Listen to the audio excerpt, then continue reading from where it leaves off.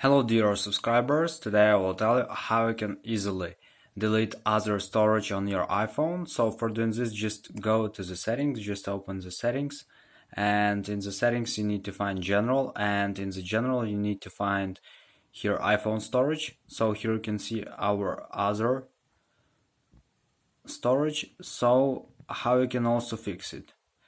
So just open here, you will see all of your apps. Just open every app, and if you don't use it, you can also delete it, or you can offload app. So here you will see how much documents and how much data it takes from this app. So you can also view and check every app from here and just delete it, and it will free your memory. So here you can see system and other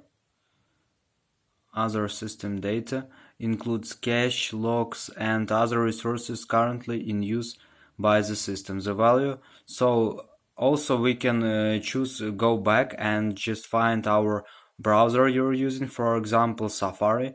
Most of people use Safari by default, and just scroll down until you will see here clear history and website data. So just tap here and clean all the cache from your browser, and it will clean also your memory too. So just try it. So I hope I help you. Thanks for watching. Have a nice day. Subscribe to my channel, click like, and goodbye.